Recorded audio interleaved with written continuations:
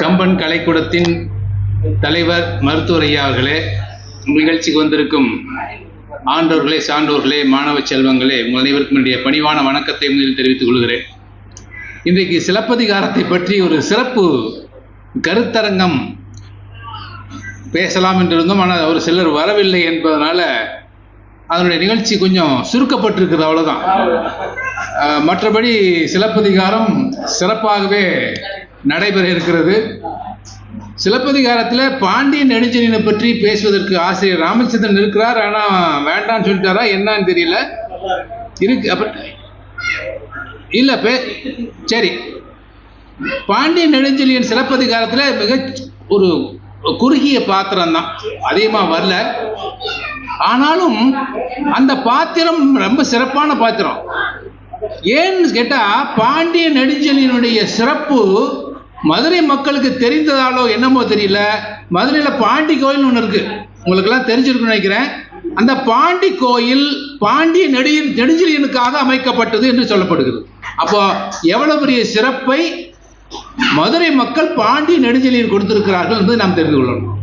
அது மட்டும் இல்ல, பாண்டிய நெடுஞ்செழியன் மேல் இருக்கிற ஒரு குற்றச்சாட்டு என்னன்னா, அவன் விசாரிக்காமல் தண்டனை கொடுத்து விட்டான் கோவலனுக்கு, அப்படிங்கிறது தான் குற்றச்சாட்டு. வினை விலை காலம் ஆகலின் சினையலர் வேம்பன் தேரானாகி ஊர்காவலரை கூவி இங்கு என் தாழ்வும் கோதை தன்கார் சிலம்பு கன்றிய கல்வன் கையது ஆகின் கொன்று அச்சிலம்பு கொணகை இங்கு அப்படின்னு பாட்டு. அது என்ன எழுத்து பிழை ஏற்பட்டதோ என்னமோ தெரியல, கொன்றுன்னு வந்துருச்சு. அது கொன்றுன்னு சொல்லியிருந்தா நல்லா இருந்திருக்கும்.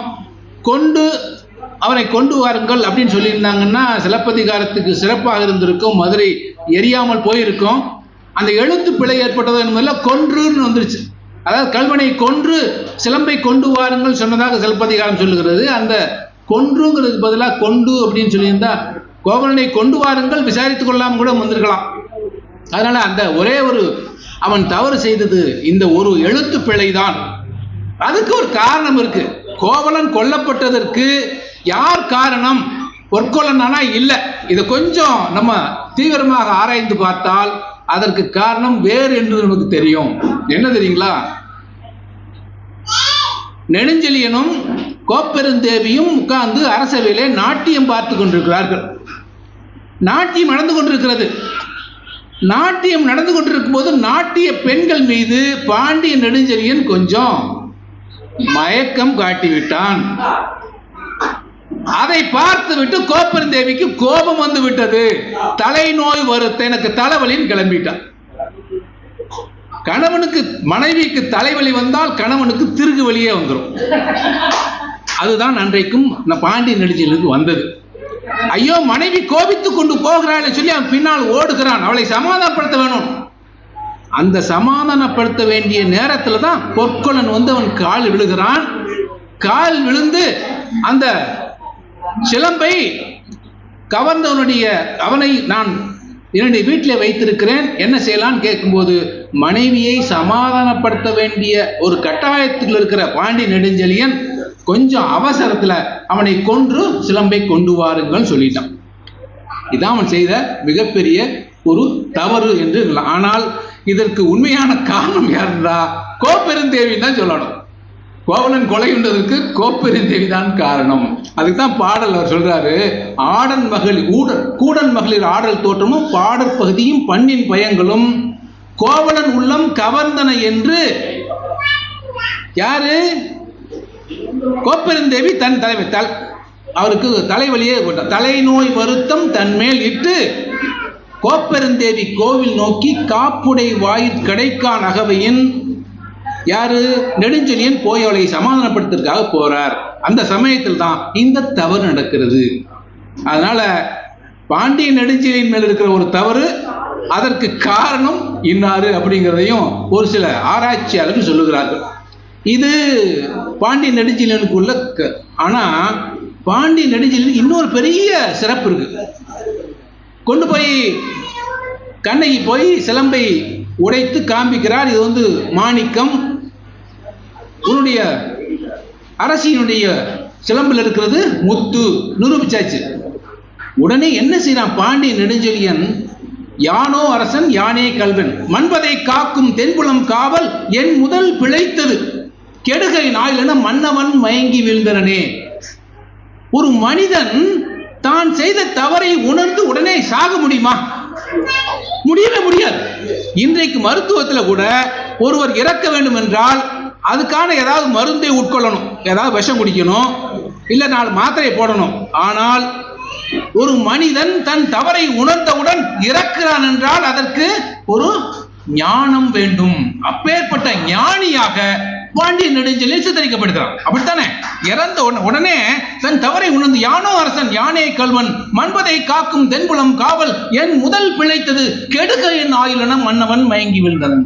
அது மட்டும் இல்லைங்க, பாண்டியன் நெடுஞ்செழியன் ஏதாவது ஒரு தவறு செய்திருக்கான் பண்ணலாம். ஆனா கோப்பெருந்தேவி தவறு செய்யல. தவறு செய்தா நாம தான் நினைச்சிட்டு இருக்கோம். அது மாதிரி தலைவி நோய் வருத்தம் அப்படின்னு போனதுனால அவளும் காரணம். ஆனால் அவள் எந்த தவறும் செய்யவில்லை. அவளும் என்ன செய்யறா?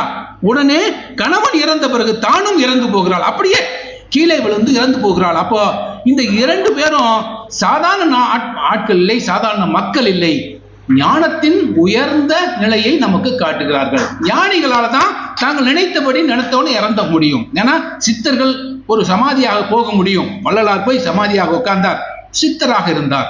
மற்ற சித்தர்கள் அப்படித்தான், தாங்கள் நினைத்த நேரத்தில் அவங்களால் இறக்க முடியும்.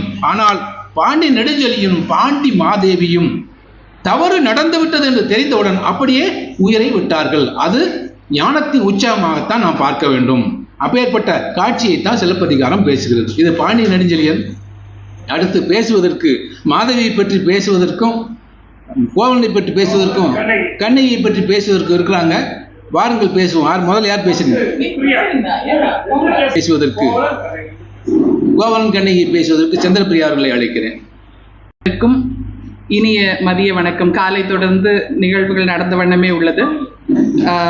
ஐயா சொன்ன மாதிரி சிலப்பதிகாரம் சிறப்பு கருத்தரங்கம் அப்படின்னு சொல்லி போட்டுட்டு இன்னைக்கு அதிலிருந்தும் வாய்தா வாங்கிட்டு போன ஆட்கள் எல்லாம் ஆயிட்டாங்க. ஆனா அதுல ரொம்ப ஹைலைட்டா சொல்லக்கூடிய ஒருத்தர் ராமச்சந்திரன் ஐயா. ஏன்னா கோப்பெருந்த பாண்டிய நெடுஞ்செழியனா பண்டைன்னு சொல்லிட்டு கூட ஒரு ஆப்ளிகேஷன் இன்னைக்கு காலையில கூப்பிட்டு வச்சாரு. கூட கோப்பெருந்தேவி இருந்தா மட்டும்தான் நான் நடிப்பேன் அப்படின்னாரு. நான் சொன்னேன், அப்ப அம்மாவை வீட்டுல இருந்து கூட்டிட்டு வந்துருங்க அப்படின்னா நான் வரவே இல்லை அப்படின்ட்டாரு. சோ இத்தனை சூட்சுமத்தை வச்சுக்கிட்டு இதுக்கு சிலப்பதிகாரத்துல இது சூட்சுமங்களே பரவாயில்லன்னு தோணுச்சு. அதனாலதான் சரி நம்ம 2 பேருமே ஒன் மேன் ஷோவே நடத்திடலாம்னு சொல்லி முடிவு பண்ணிட்டோம். ஐயா ரொம்ப அழகாக சொன்னார். இந்த சிலப்பதிகார காப்பியம் அப்படிங்கிறதுல நிறைய சிக்கல்கள், நிறைய பிரச்சனைகள் இதெல்லாம் இருந்தாலும் கோவலன் கொலையுள்ள யார் காரணம் அப்படின்னு சொல்லி ஒரு கேள்வியை கேட்டார் ஐயா.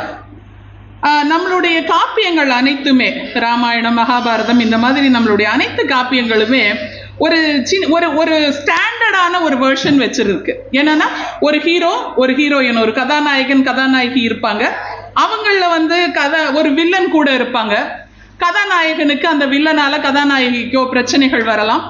அதிலிருந்து தர்மத்தின் வழியில் எப்படி இந்த பிரச்சனைகளை எல்லாம் முடித்து கதாநாயகனாகப்பட்டவன் வெற்றி கொள்கிறான். கதாநாயகன் ரொம்ப நல்லவனாகவே இருப்பான். அவன் எப்படி அதிலிருந்து வெற்றி கண்டு அந்த கதாநாயகியை காப்பாற்றி அந்த ஊர் மக்களை காப்பாற்றி நாடு சுபிட்சமாக வளமுடன் வாழ்கிறது, சுபம் அப்படின்னு போட்டு முடிப்பாங்க. எல்லா புராணங்களும் இதிகாசங்களும் நமக்கு போதித்தது இதைத்தான். வில்லனே இல்லாத ஒரே இதிகாசம் சிலப்பதிகாரம் மட்டும்தான். இதில் வில்லன் யார் அப்படின்னு யோசிச்சோம்னா, விதியா இல்ல பொற்கொல்லனா? ஐயா சொன்ன மாதிரி இந்த அம்மாவுக்கு தலைவலி வந்ததுனாலதான் பாண்டியன் நெடுஞ்செழியனுக்கு மிகப்பெரிய விதியே மாறிடுச்சுன்னு சொன்னாரு. அதுவா காரணம்? இல்ல மாதவி காரணமா? யார் காரணம்? சிலம்பும் காரணமாகவே இருக்க முடியாது. சிலம்பு மட்டுமே எப்படி காரணமா இருக்க முடியும்? இல்ல அதுக்காக தான் இளங்கோவடிகள் அழகாக 3 விஷயத்தை சொல்கிறார். அரசியல் பிழைத்தோர்க்கு அறம் கூற்றாகும், உரைசால் பத்தினியை உயர்ந்தோரேற்றுவர், ஊழ் வினை உறுத்து ஊட்டும். அந்த ஊழ் அப்படிங்கிற ஒரு விஷயத்தை இளங்கோவடிகள் ரொம்ப ரொம்ப ரொம்ப அழுத்தி இந்த இடத்துல சொல்றாரு. நான் கோவலனை எப்படி பார்க்கிறேன் அப்படின்னா கருணை மறவனாக பார்க்கிறேன். ஐம்பெருங்காப்பியங்களில் ஒன்றான சிலப்பதிகாரம் இன்றைக்கும் மக்கள் மனதில் நீங்காத இடம் பிடித்து நிலைத்து நின்று விட்ட ஒன்று அப்படிங்கிறது. ஏன்னா அது ஒரு குடிமக்கள் காப்பியம். அதை நம்மளுடைய பண்டை தமிழருடைய பண்பட்ட வாழ்க்கை, நாகரிகம், இவை எல்லாமே இந்த இதிகாசம் நமக்கு சொல்லிக்கிட்டே வருது. இது ஒரு குறுநிற மன்னரையோ அரசரையோ வள்ளல்களையோ பெரிதும் போற்றுவது இல்லை. இது சாதாரண குடிமக்கள் நம்மள மாதிரி லேமேன்ஸ் உடைய விஷயங்களை பேசக்கூடிய ஒரு காப்பியமாக இருக்கிறதுனாலதான் இன்னைக்கு வரைக்கும் அது ரொம்ப பெரிய இடத்துல இருக்கு.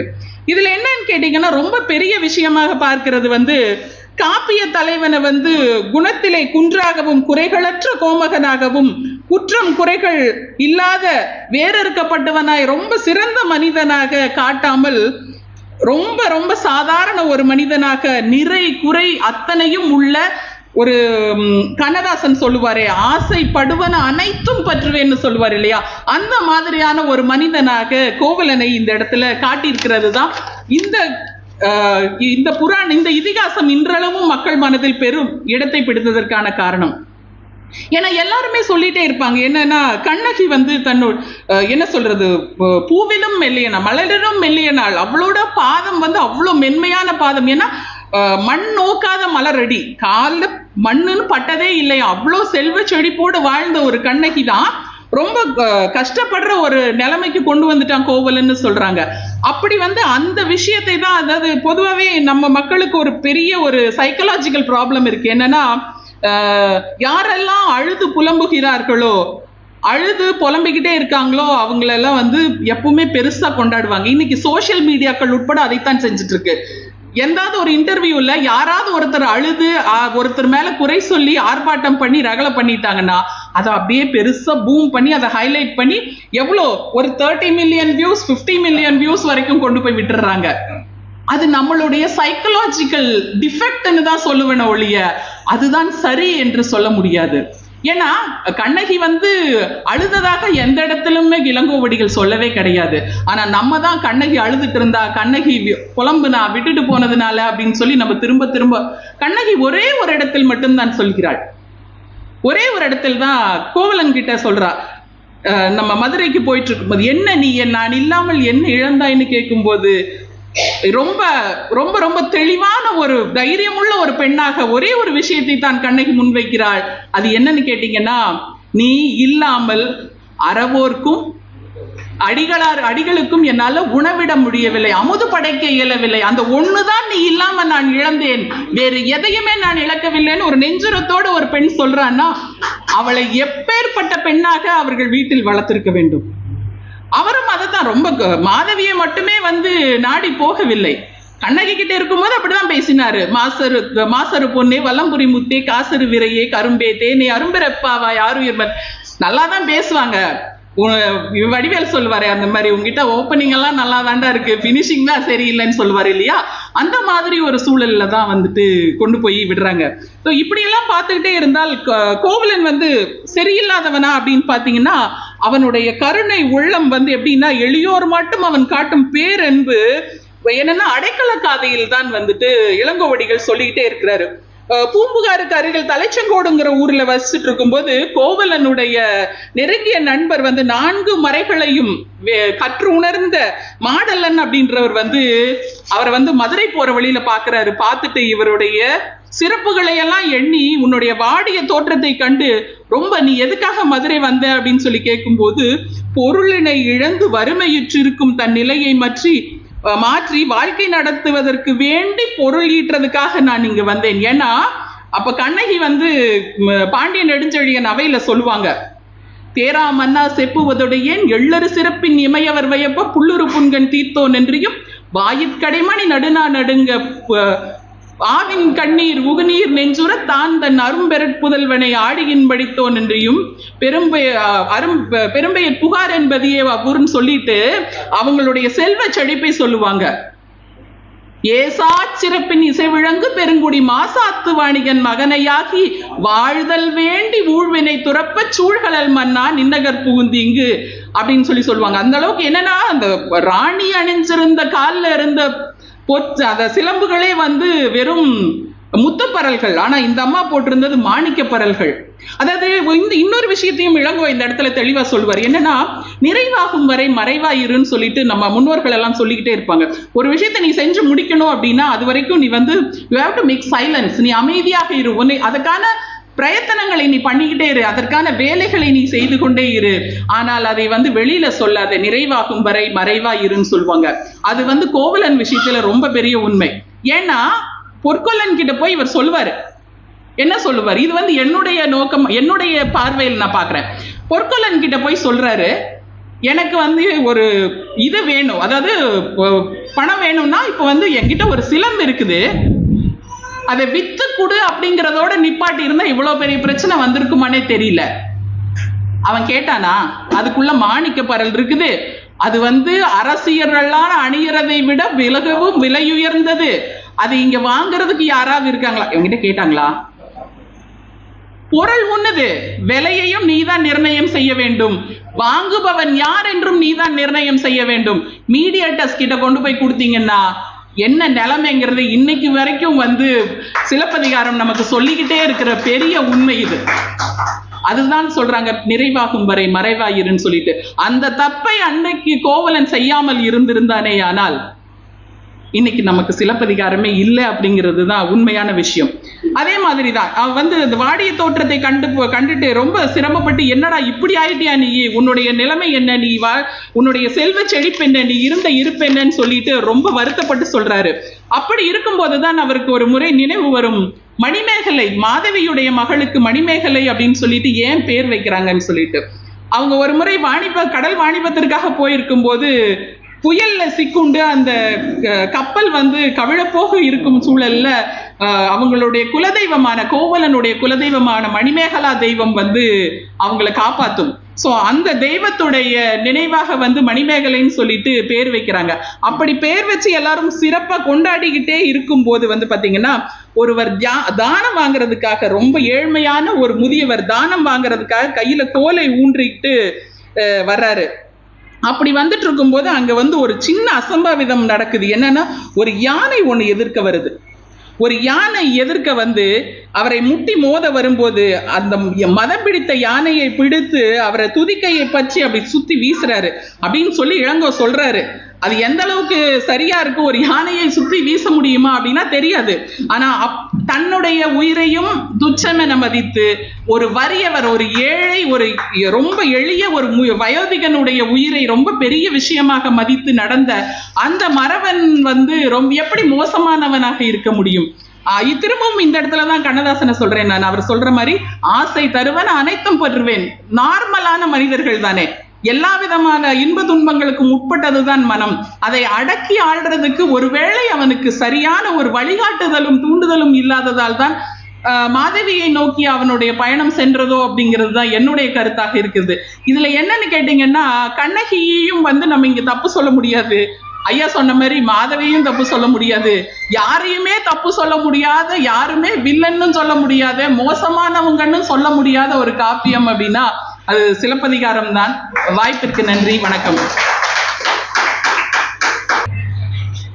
ஊழ்வினை ஒருத்து ஊற்றுதும் என்பதுதான் சிலப்பதிகாரத்தினுடைய மைய கருத்தாக இருக்கிறது. அதைத்தான் அவங்க அருமையாக சொன்னார்கள். கோவலன் கண்ணகி அப்படிங்கிற அந்த ரெண்டு பேருடைய நட்பு அல்லது வாழ்க்கை மிகச் சிறப்பாக தான் இருந்தது. அவங்க கல்யாணம் ஆனதே முதலில் அந்தனர் முன்னிலையில் நடந்த திருமணம் கோவலன் கண்ணகி திருமணம். சிலப்பதிகாரம் அப்படித்தான் பதிவு செய்கிறது. அதுக்கு முன்னாடி அப்படிலாம் இல்லை. சிலப்பதிகாரத்துல தான் கோவலனும் கண்ணகியும் அந்தனர் முன்னிலையில் திருமணம் செய்தார்கள் அப்படிங்கிறத நம்ம பார்க்கிறோம். அது மட்டும் இல்லை, அந்த ரெண்டு பேரும் திருமணமான புதில் எவ்வளவு சிறப்பாக இருந்தார்கள் அப்படிங்கிறதுக்கு, உரைசால் சிறப்பின் அரைசுவிலை திருவின் பரதர் மலிந்த பயங்கலு மாநகர் முழங்கு கடல் ஞாலம் முழுவதும் வண்ணம் வழங்கத்தவா வளர்த்தது ஆகி அரும்பெருள் தருவும் விருந்தின் தேயம் ஒரும்பு தொக்கன்ன உடைப்பெரும் பண்ணம் களத்தினும் காலினும் தருவனர் ஈட்ட குளத்திற்குன்றா கொழுங்குடி செல்வர் அத்தகு திருவின் அருந்தவம் முடித்தோர் உத்தரக்குருவின் ஒப்பத் தோன்றிய கயமலர் கண்ணியும் காதற் கொழுனும் மயன் விதித்தன்ன மணிக்கால் அமளிமிசை நெடுநிலை மாடத்து இடெழுத்திருந்துளின் பாட்டு. என்ன அற்புதமான பாட்டுங்களா! என்ன அந்த காலத்துல நம்ம சசி தரூர் தான் பேசுவாரு. இந்த 17ஆம் நூற்றாண்டு வரை இந்தியாவின் பொருளாதாரம் உலக பொருளாதாரத்தில் 27 விழுக்காடாம். ஆங்கிலேயர்கள் இங்க வர்றதுக்கு முன்னாடி இந்திய பொருளாதாரத்தின் விழுக்காடு உலக பொருளாதாரத்தில் 27 விழுக்காடு. எப்பேற்பட்ட ஒரு செழுமையை நாம் கொண்டிருந்தோம் அப்படிங்கிறதுக்கு உதாரணம் யாரு? சிலப்பதிகாரம். என்ன சொல்றாரு? உலகத்தில் இருக்கிற அனைத்து மக்களும் புகாநகரத்து வந்தால் அவர்கள் அனைத்து பேருக்கு சாப்பாடு போடுங்கிற மிகச்சிறந்த ஒரு வளமையை கொண்டிருந்தது பூம்புகார் நகரம்.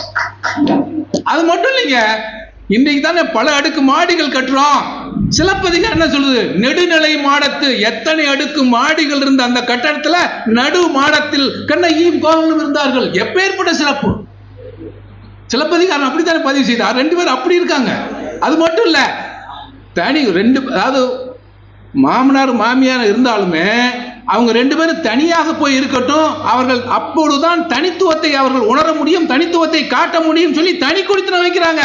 உளவா கட்டுரை பல பாடல் தயங்கு இனர் கோதை தன்னோடு தருக்கி வயங்கு இனத்தாரன் மகிழ்ந்து செல்வழினால் பார்வழி கூந்தலை பேரியல் கிளத்தி அறப்பரிசாரமும் புறந்தரு வாழ்க்கையும் உரிமை சுற்றமோடு ஒரு தனி புணர்க்க யாண்டு சில கழிந்தன. 14 வருஷம் 2 பேரும் மகிழ்ச்சியாக குடும்பம் நடத்தினார்கள். கோவலன் கண்ணகி சாதாரணமா இல்ல, மிக மகிழ்ச்சியாக வாழ்க்கையை நடத்தி கொண்டுதான் இருந்தார்கள்.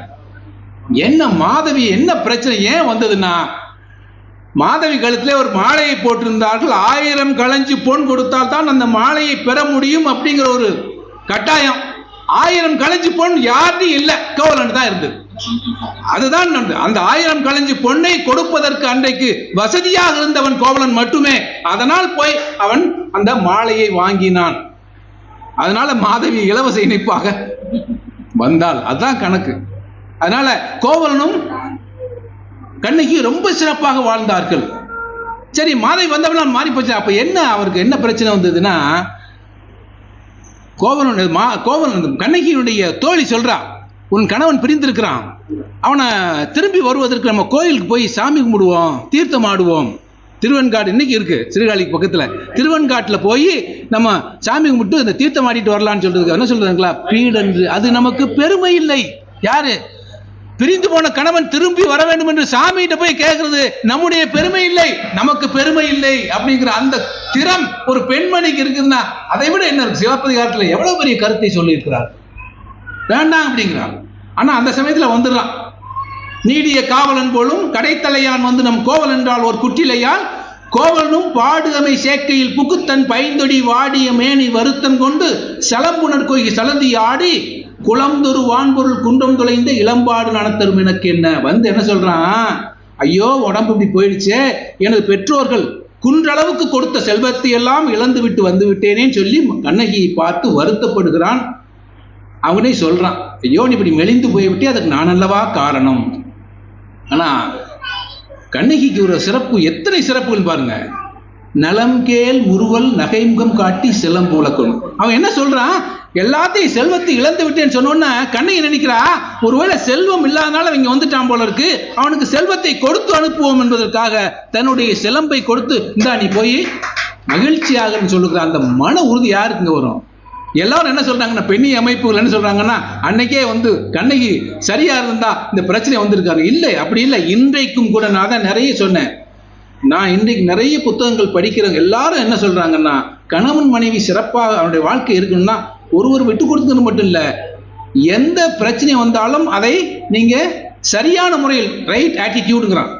நம்ம சரியாக எந்த நம்முடைய மனப்போக்கு அதை சரியா செய்து வந்தால் எல்லாமே சரியாகிடும். அதைத்தான் கண்ணகி செஞ்சா.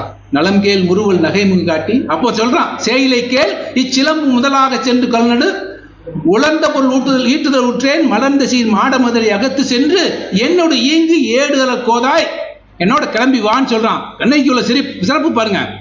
14 வருஷம் கழிச்சு வந்திருக்கான். வந்த உடனே வா கிளம்பலாம் மதுரைக்குன்னு சொல்றான். உடனே மறு பேச்சு இன்றி கிளம்புகிறாள். யாரால முடியும்? மறு பேச்சு இல்லாமல் கிளம்பி போகிறாள் மதுரைக்கு. அதுக்கு முன்னால அம்மா சொன்னாங்க, பாபா வெளியில காலடி வைத்ததில்லை, அப்படியே கால் பாதம் வந்து மலர் மாதிரி இருக்குமா. அப்பேற்பட்டவள் மதுரைக்கு நடந்து போறதுக்கு தயாராகிறாள். கடைசியில அவ ஒன்னே ஒன்று, அந்த தன் வருத்தத்தை எப்ப சொல்றான்னா, அவன் சிலம்ப வாங்கிட்டு விற்க போறான்ல, அதற்கு முதல் நாள் தான் அவன் பேசுறான். அதுக்கு முன்னால அதை பத்தி பேசவே இல்லை. ஏன் கண்ணகி தன்னுடைய வருத்தத்தை சொல்வதற்கான வாய்ப்பு அப்பதான் கிடைச்சது. அறவோர் கழித்தலும் அந்தனர் ஓம்பலும் துறவோர் கெதிதலும் தொல்லோர் சிறப்பின் விருந்ததிற்குள்ளும் இழந்த என்னை நும் பெருமகள் தனும் பெரும்பெயர் தலைத்தால் மண்பெரும் சிறப்பின் மாநிதி கிழவன் முந்தை நில்லா முனிவுகத்தனா அற்புலம் சிறந்தாங்கு அருமொழிய ஏற்பாராட்ட யானகத்து ஒழித்த நோயும் துன்பமும் நொடிவது போலுவன் வாயல் முருவருக்கு ஒரு உலகம் வருந்த போற்றா ஒழுக்கம் புரிந்தீர். இதுலயும் ஒரு சிறப்பு இருக்குங்க. கணவனை பார்த்து நீ ஒழுக்கம் கட்டவன் சொல்லணும்ல, சொல்லல. என்ன சொல்றா?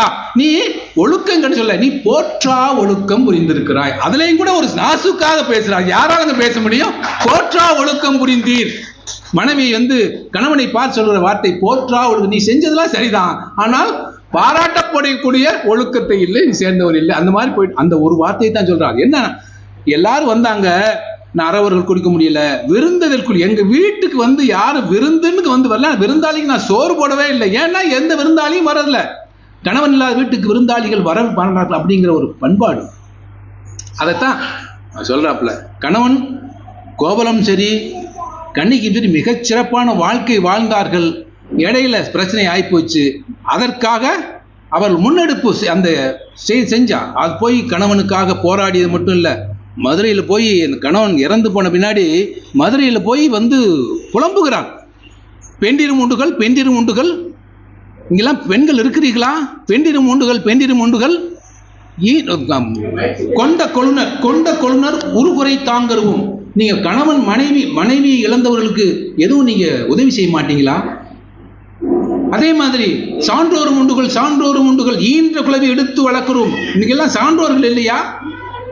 ஒரு கணவனும் மனைவி உங்களை நம்பி வந்திருக்கிறார்கள், அவருக்கு ஒரு பிரச்சனை வந்துச்சு, அதை நீங்க பார்க்க வேண்டாமா? தெய்வமும் உண்டுகள் வைவாளின் தப்பிய மன்னவன் கூடலில் தெய்வம் உண்டுகள். ஒரு வாளின் முனையிலே அதர்மம் நடந்திருக்கிறது, அதை கேட்பதற்கு இங்கே தெய்வம் இல்லையான்னு சொல்லக்கூடிய மிகப்பெரிய ஒரு ஆளுமையாக கண்ணகி இருக்கிறாள்.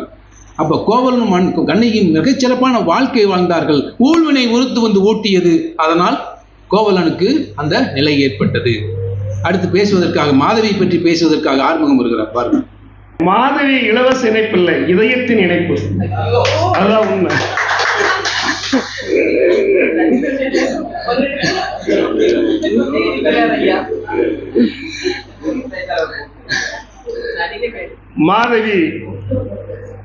மாதவி என் வாழ்க்கையில் கிடைக்கிறதோ இல்லையோ, எனக்கு பேசுகிற வாய்ப்பு கிடைத்திருக்கு.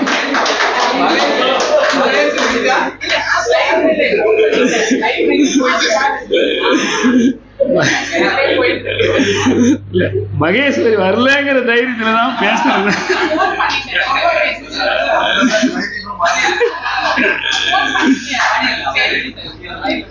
வாலியிடம் சொன்னார்கள், சிலப்பதிகாரத்தை 2 வரிகளை சொல்லுங்கள் என்று சொன்னபோது அவர் சொன்னார், புகாரில் பிறந்தவன் புகாரிலே இறந்தான் அப்படின்னு. இல்ல, வாலி நெல்லை ஜெயந்தா கிட்ட சொன்னாங்க, நீங்க இந்த மாதிரி ஏதாவது சொல்ல முடியுமா அப்படின்னா, பூம்புகாரில் பிறந்தவன் பொய்ப்புகாரில் இறந்தான். நெல்லை ஜெயந்தா சொன்னாங்க. சிலப்பதிகாரம் தான் சொன்னான். இது குடிமக்கள் காப்பியம்.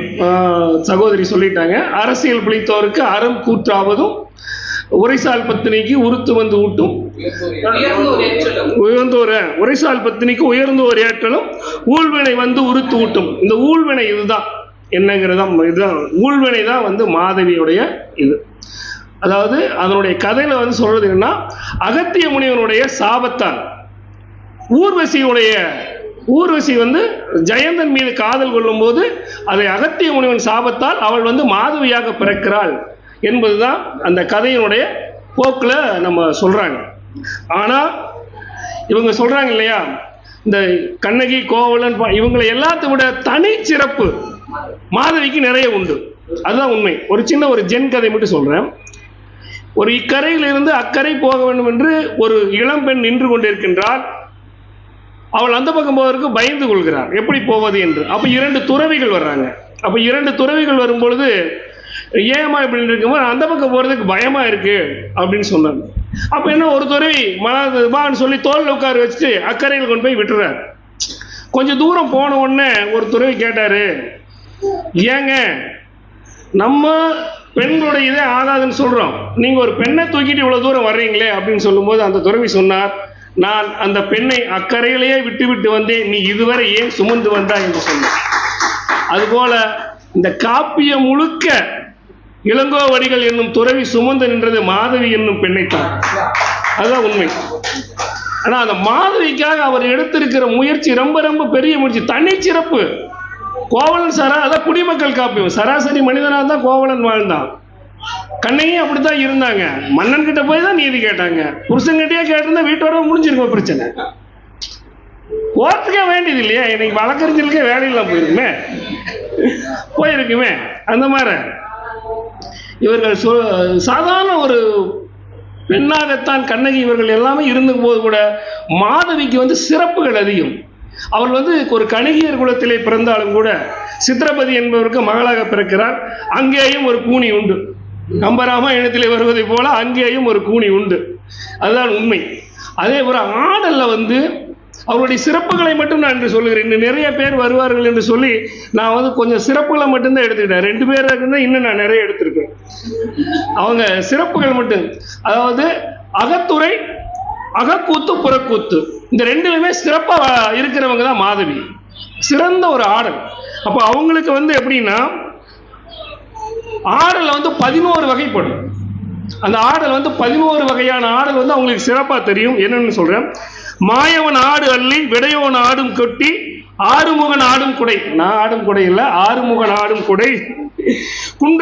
குண்டெடுத்தான் ஆடும் குடை, முக்கண்ணன் ஆடும் பாண்டரங்கம், நெடியோன் ஆடும் மல்லாடல், வேல்முருகன் ஆடும் துடியாடல், ஐரனை ஆடும் கடையம், காமன் ஆடும் பேடு, துர்க்கை ஆடும் மரக்கால், திருமகள் ஆடும் பாவை கூத்து. இத்தனையிலையுமே சிறப்பு வாய்ந்தவங்க. 11 ஆடல்களிலும் சிறப்பு வாய்ந்தவள் மாதவி. இது அவங்களுக்கு தனி சிறப்பு. இப்பெல்லாம் அந்த சமயத்துல கோவலன் அவங்க பார்க்கவே இல்லை. அதே மாதிரி பாடல் 8 வகை பாடல். அந்த 8 வகை பாடல் என்னன்னா வகை, இன்பம், தெளிவு, நிறை, ஒளி, வன்சொல், இறுதி, மந்தம், உச்சம். இந்த பாடல் எல்லாம் அவங்க தெளிவா அபிநயம் பிடிப்பாங்க, ஆடுவாங்க. அகக்கூத்து, புறக்கூத்துல ரொம்ப இதுல. அதுக்கப்புறம் குறவை கூத்து வருது. குறவை கூத்து 8 வரி. காணல் வரி, உள்வரி, புறவரி, கிளர் வரி, தேக்கி வரி, காட்சி வரி, எடுத்துக்கோள் வரி, வேட்டு வரி. இதுக்கெல்லாம் ஜிஎஸ்டி வரியே போடலாம், அந்த அளவுக்கு இருக்குது. அந்த 8 வகையில இவ்வளவு ஆடல் தெரிஞ்சவங்களுக்கு ஒரு இசை புலவன் இருக்கின்றான். அவன் என்ன, அந்த மெட்டுக்கு பாட்டு நீங்க நல்லா பாருங்க. பாட்டுக்கு மெட்டு எழுதுறது கொஞ்சம் தான். இளையராஜா பூராமே மெட்டுக்கு பாட்டு தான். அந்த மெட்டுக்கு பாட்டு எழுதுனா அந்த இசையோடு கலந்து நிற்கும். அதனாலதான் பல பாடலாசிரியர்களும் இசையமைப்பாளர்களும் இன்று வரை அவர்கள் சேர்ந்து வெற்றி பெறுகிறார்கள் என்று சொன்னால் இசைக்கு பாடல், மெட்டுக்கு பாட்டு எழுதணும். அந்த மெட்டுக்கு பாட்டு எழுதுறது ரொம்ப கைதேர்ந்த ஆள் வேண்டும். அப்படி ஒரு ஆள் மாதவியினுடைய அவங்களுடைய குரூப்ல அவங்க இருந்தாங்க. அதாவது இசைப்புலவன் ஒருவன் இருந்தான். சொல்லின் இசையோடு கலப்பதற்கு சிறந்த வல்லன் இருந்தான்.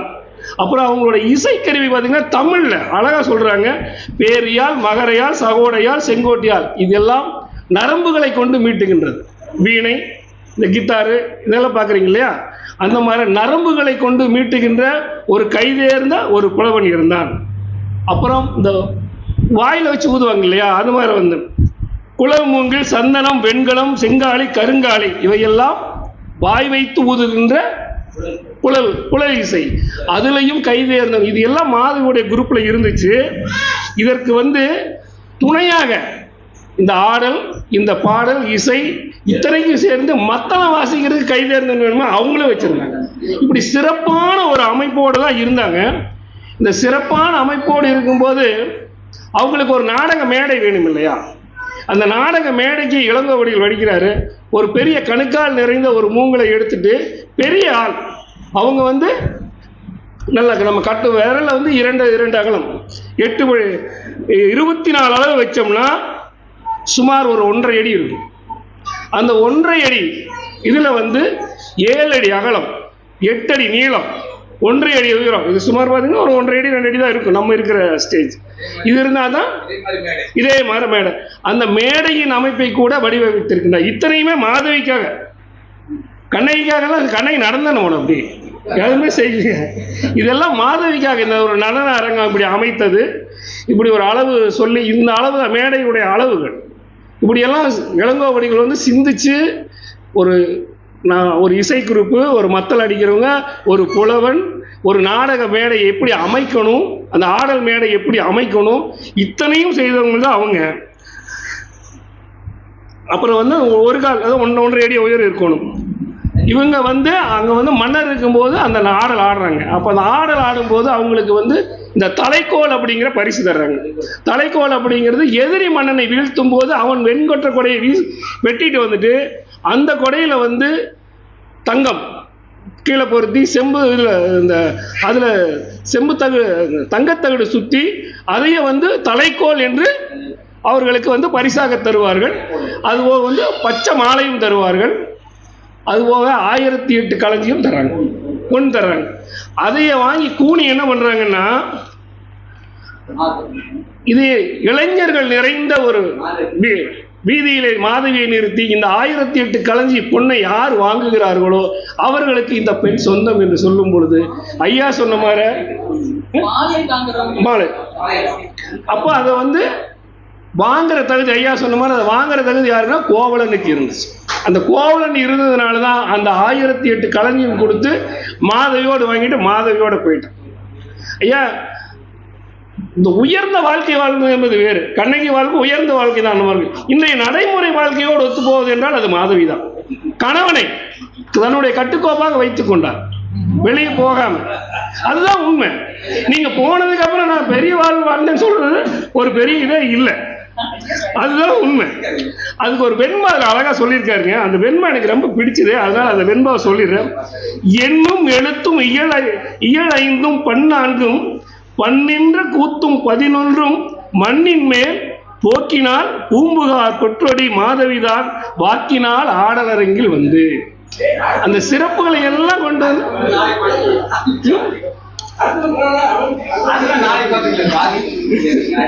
இது வந்து மாதவியுடைய சிறப்புகள். ஒரு அரங்கம் இருக்குது, இத்தனை எல்லாம் நிகழ்ச்சிகள் எல்லாமே இருக்குது. அவங்க ஆடலர்கள் வந்து ஆடி ரொம்ப பண்றாங்க. ரொம்ப சிறப்பு வந்து மாதவிக்கு இருந்தாலும் கூட அவர்கள் மாதவியோட கோவலன் இருக்கும்போது அந்த ரொம்ப அது பாட்டு ரொம்ப அழகா இருக்கும். நிலவும் பயன்கொள்ளும் நெடுநிலா முற்றத்து களவியும் புலவியும் காதலுக்கு அளித்து அங்கு ஆர்வ நெஞ்சோடு கோவலருக்கு எதிரே கோலம் கொண்டாள் மாதவி. இது ஏன் சொல்றேன்னா, இன்னைக்கு வேணும். நீங்க பொதுவாக சொல்ற யாரும் தப்பா நினைச்சுக்காதீங்க. கல்யாணத்துக்கு முன்னால தன்னை அழகுபடுத்திக்கிற பெண்கள் கல்யாணம் ஆனதும் தன்னை அழகுபடுத்திக் கொள்ள விரும்புவதில்லை. இது பெரிய தவறு. அதுதான் அப்பொழுது கணவன் வந்து அவனுடைய மனம் மாறுபடுவதற்கு. ஆனால் மாதவி அப்படி அல்ல. அவள் கோவலனோடு காதலோடு இருக்கின்றாள். தன்னை அழகுபடுத்திக் கொண்டு அவன் முன்னால் இருப்பதிலே ரொம்ப கவனம் எடுத்துக் கொள்ளுகின்றாள். அதுதான் உண்மை. கணவனுடைய கவனம் திசை திருப்பாமல் வைத்திருப்பதிலே மனைவியின் பங்கு பெரும் பங்கு உண்டு. அப்படி இல்லை என்று சொன்னா சம்பள பணம் வேற பக்கம் போயிடும். இதை நீங்க கவனத்தில் வச்சுக்கணும். ஏன்னா இன்னைக்கு இருக்கிற வாழ்க்கையோடு இணைந்து சொல்ல வேண்டும் என்று சொன்னால் தன்னுடைய கணவனை தன்னுடைய கைக்குள்ளே வைத்துக் கொள்ள இருக்க வேண்டிய ஒரே கட்டாயம் பெண்களுக்கு இருக்க வேண்டும் என்று சொன்னால் தன்னை ஒப்பனை செய்து கொள்வதில்லை. அவள் மாதவி கெட்டிக்காரியாக இருந்தால் அதுதான் உண்மை. இன்னைக்கு அப்படி இல்லை. கல்யாணம் ஆனால் அவங்க நிறுத்திடுறாங்க. ஒரு குழந்தை 2 குழந்தை போயின்னா அவங்க வாழ்க்கை அடுத்த அவங்கள நோக்கி போயிட்டு இருக்குது. அப்போ அந்த திருமண வாழ்க்கை வந்து ஏதோ ஒரு இடத்துல ஆணவனுக்கு வந்து இவருக்கு கண்ணதாசன் சொன்ன மாதிரி எத்தனை மலர்கள் தாவும் பட்டாம்பூச்சி அது எத்தனையோ சாகுமடி அன்பு மீனாட்சின்னு சொல்ற மாதிரி அது மலருக்கு மலர் தாவுகின்ற மனம் கோவலனுக்கும் இருக்கக்கூடாது என்பதற்காக மாதவி ரொம்ப கவனித்து பயணம் செய்தாள் என்பதை நீங்கள் மறுக்க முடியாது. அதுதான் உண்மை. அதை சொல்லிட்டு வர்றாங்க. ஏதோ அதை நிறுத்திடலாம், அப்புறம் முடிச்சு இதுக்கு வந்துடலாம். அவங்க வந்து கடலாடு காதையில் காணல் வரைக்கும் வர்றாங்க. காணல் வரைக்கும் வரும்பொழுது எப்பொழுதுமே ஆடவன் வந்து கொஞ்சம் உணர்ச்சி வசப்படுபவன். அப்போ அந்த சோழ மன்னனை நினைத்து அந்த காவிரியை நினைத்து அவன் பாடுகிறான். இந்த காவிரி கங்கையோடு இணைந்த போதும் அதனுடைய கற்பு நிலை மாறவில்லை. அந்த அவன் திருப்பி குமரியோடு சேர்ந்த போதும் அந்த கற்பு நிலை மாறவில்லை எல்லாம் என்று கோவலன் பாடும் பொழுது மாதவி நினைத்துக் கொள்ளுகிறாள். இவன் வேறு யாரையோ மனதுக்குள் வைத்து பாடுகிறான் என்ற ஒரு எண்ணம் மாதவிக்கு வருகிறது. அதனால் அவள் அந்த யாழை வாங்கி அவள் மீட்டுகிறார். அந்த பாட்டை சொல்லிடுறேன். தீங்கதிர் வாழ்முகத்தால் செவ்வாய் மணிமுறுவல் ஒவ்வா வேணும் வாங்கு நீர் முத்து என்று வைகளும் மால்மகன் போல வருதீர் ஐயா வீங்கி நீர் தந்து விலங்கு ஒளிய வெண்முத்தம் விரைசூழ காணல் பூங்கோதை கொண்டு விளைஞர் போல் மீளும் புகாரே எம்மூர். அவன் வந்து நீங்க இப்படி ஒரு சந்தேகமா இருக்கிறீங்க, ஆனா எங்களுடைய கற்பு நிலை மாறாது அப்படின்னு சொல்றார். திங்கள் போல் முகமுடையால் பற்கள் முத்து போல் உள்ளது, இதனை வாங்கு நீர் என்று கூறி திருமாலின் மகன் காமுகனை போல் நீரும் இருக்கின்றீர். ஒரு சலன புத்தி கோவலனுக்கு வந்துவிடும் என்று அவள் உணர்ந்து பாடுகின்றாள். கடல் முத்துக்களை கொண்டு தந்த காணல் இடத்தில் பூங்கோதையை கை கொண்டு வணிகன் போல மீண்டும் புகார் நகர் எமது ஊர் அப்படின்னு சொல்லி அவங்க ரொம்ப தூரம் மாதவியை பாடும்போது மாதவி மனதிலே வேறு யாரையோ நினைத்து கொண்டு பேசுகிறாள் என்று கோவலனுக்கும் சந்தேகம் வருது. இந்த சந்தேகம் வருவதனால்தான் பிரச்சனையே எல்லா வீட்லையும் வருது. சந்தேகம் கோடு, அது சந்தோஷ கேடு. இதை முதல்ல நீங்கள் நினைத்து கொள்ளுங்க. இது வாழ்க்கையிலேயே வரக்கூடாது. இது வந்துச்சுன்னா நல்லா இருக்கிற குடும்பம் கெட்டு போயிடும். இது மாதவிக்கும் கோவலனுக்கும் வந்த சந்தேகம் என்னாச்சுன்னா அந்த காணல் வரியோடு நடந்து கோவலன் தனியாக பிரிந்து விட்டால் நானும் பிரிந்து விடுகிறேன். வாய்ப்புக்கு நன்றி, வணக்கம். அருமையாக சொன்னார். மாதவி உள்ள ஒரு சிறப்பு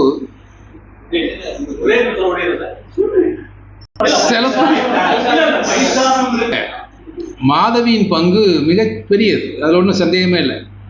என்னன்னா மாதவிக்கு ஆய கலைகள் தெரியும். அவங்க இப்போ ஒரு பாட்டு சொன்னார், இந்த சிலப்பதிகாரம் ஏன் சிறப்பு பெறவில்லை என்றால் இது இசையோடு பாட வேண்டிய பாடல், இசையோடு பாட வேண்டிய காப்பியம் அப்படிங்கிற மாதிரி இது பேசப்பட்டு விட்டது. அதனால தான், ஏன்னா பாடல்கள் அப்படிதான் இருந்தது. ஆரம்பம் சொன்னார் இல்லையா, என்னும் எழுத்தும் இலைந்தும் பன்னின்ற கூத்தும் அப்படின்னு பாடலோடு வந்ததுன்னா இது மிகச்சிறப்பாக இருந்திருக்கும். அப்படித்தான் மாதவி ஆடுகிறாள். அந்த ஆட்டத்தை பார்த்து அந்த பார்வையாளர் அனைவரும் அப்படியே அசந்து போயிருந்தாங்க. அவருடைய ஆட்டம் அப்படி அற்புதமாக இருந்தது. அது மட்டும் இல்லை, மாதவி என்ன செய்வா, அந்த ஆறுமுக ரொம்ப அருமையாக சொன்னார். அதாவது தன்னை அழகுபடுத்திக் கொள்வது, தன்னை வித்தியாசப்படுத்திக் கொள்வது. ஒரு நாள் என்ன பண்ணுவாளாம், வேலைக்காரியினுடைய உடையெல்லாம் இவ போட்டுக்கிறது. அப்போ கோவலன் பார்த்துட்டு யாருன்னு தெரியாம முழிக்க போது அப்புறம் மறுபடியும் சொல்றது. இந்த மாதிரி சில விஷயங்களை அவர் செஞ்சுட்டே இருந்து கோவலனை எப்போதும் தன் வசம் ஈர்த்து வைத்துக் கொண்டிருந்த ஒரு பாங்கை நாம் பார்க்கிறோம். சிலப்பதிகாரம் முழுக்க அப்படி இருக்கு. கடைசியில அந்த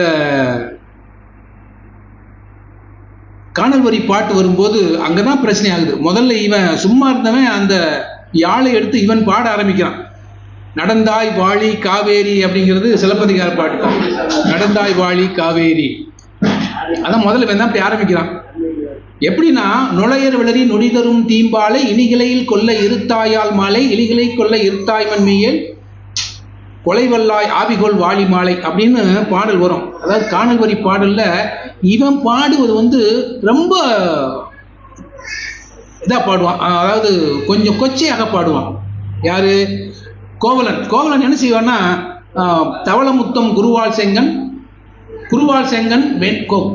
கொய்யன்னு அந்த பெண்ணை பற்றி அந்த கடற்கரையில மீன் கருவாடு விற்கிற பெண்ணை பற்றி ரொம்ப அப்படி பேசுவோம். அந்த பாடல் பூரா அப்படித்தான் வரும். அப்போ மாதவி இதற்கு போட்டியாக ஒன்றும் பாடலை. அவர் பாடுவதெல்லாம் மாலை பொழுது எப்படி காதலர்களுக்கு மிக பெரிய தொந்தரவாக இருக்கும், எவ்வளவு பெரிய கவலையை கொடுக்கும் அப்படின்னு தான். நுழையர் வெளியில் நுழைதரும் தீம்பாலை இனிகிளையில் கொல்ல இருத்தாயல் மாலை இனிகிளைய கொல்ல இருத்தாயல் மாலை நீ கொலைவல்லா என் ஆபிகொள் மாலை பிரிந்தார் பரிந்துரைத்த பேரொழி நிழல் இருந்து ஏங்கி வாழ்வார் உயிர்ப்புறத்தால் மாலை உயிர்ப்புறத்தாய் நீ ஆகில் ஒல்லாற்றா வேந்தன் எயிர்ப்புறத்து வேந்தனுடைய என் ஆதி மாலை பையில் நோய் கூற பகல் செய்வான் பொய்வீழ வையமோ கண்புதைப்ப வந்தாய் மருள் மாலை மாலையோ நீ கூர்ந்தது அப்படின்னு சொல்லி பாட்டு அவர் பாடும்போது, இந்த பாடல் எல்லாமே மாலை நேரத்துல காதலன் இல்லாத சமயத்தில் காதலி எவ்வளவு தூரம் கஷ்டப்படுவாள் அப்படிங்கிறதான் அவர் பாடுவார். ஆனா கோவலன் தான் அதை என்ன செய்யறான்னா வேறு விதமாக எடுத்துக்கொள்கிறான். மாதவியினுடைய எண்ணம் மிகச் சரியாகத்தான் இருந்தது. கோவலன் தான் அதை மாற்றி என கேட்டு காணல் வரி யான் பாட தான் ஒன்றில் மேல் மனம் வைத்து மாய பொய் பல கூட்டும் மாயத்தால் பாடினாள். அவ பொய்யாக பாடுகிறாள் சொல்லி கோவலன் தான் முடிவு செய்கிறான். ஆமா, அதனாலதான் ஊழ்வினை உறுத்து வந்தது.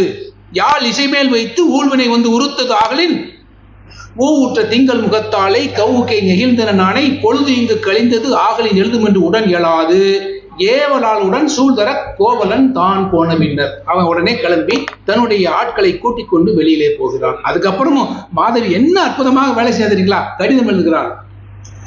நீங்க எந்த இலக்கியத்திலும் காதலனுக்கு கடிதம் எழுதுகிறார். தன்னுடைய நிலையை விவரித்து கடிதம் எழுதுகிறார். எதை பித்திகை கொழுமை ஆணிகை கொண்டு பிச்சி பூனுடைய காம்பை எடுத்து அந்த செம்பவள நம்ம மருதாணி அதை குழம்பாக்கி அந்த குழம்புல பிச்சி பூவின் காம்பை எடுத்து தாளம்பூ மடலில் எழுதுகிறாள். எப்படி அற்புதமான காட்சி சிலப்பதிகாரம் பேசுறது.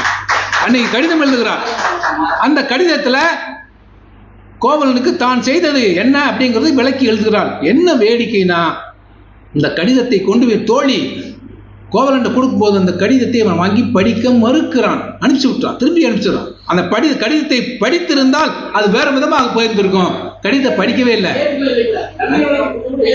ஆமா, படிக்கவே இல்லை. கடைசியில அது சம்பந்தமா அவனுக்கு தெரியுது கோவலனுக்கு. அப்பதான் அவனுக்கு தெரியுது, ஆஹா நம்ம தப்பு பண்ணிட்டோமேன்னு. அதை அவன் உணர்கிறான். உணர்ந்த பிறகுதான் சரி இனிமேலும் இதை பேசிக்கொண்டு தான் நல்லதில்லை அப்படின்னு தான் முடிவுக்கு வர்றான். அது இல்லைனாக்கும் காப்பியம் வேறு மாதிரி போயிருக்கும். அடிகள் முன்னான் அடி விழுந்தேன், நான் உங்க முன்னால விழுந்து நான் வணங்குகிறேன், நீங்க எனக்காக மதுரைக்கு நீங்க போனதாக நான் கேள்விப்பட்டேன், அதுக்காக நான் வருந்துகிறேன் சொல்லி அவ கடிதத்தை முதல்ல இவ எழுதுறா. அதை அவன் படிக்கல. ஆனால் பின்னால ஒரு கடிதம் வருகிறது. அந்த கடிதத்தை படிக்கிறான்.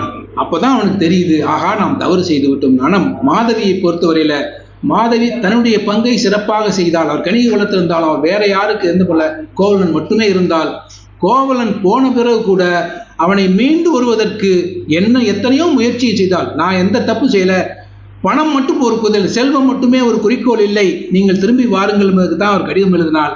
ஆனா அந்த கடிதத்தை அவன் பிரித்து பறிந்தால் வேற மாதிரி இருந்திருக்கும். அதை படிக்க அவனுக்கு விருப்பம் இல்லாமல் அன்றைக்கு இல்லை இருந்தது. அதனால மாதவியினுடைய அன்பு அவனுக்கு அன்றைக்கு தெரியாமல் போனது. ஆனால் பின்னால் அவனுக்கு தெரிந்த போது எல்லாம் விஷயம் கைமீறி போயிருந்தது.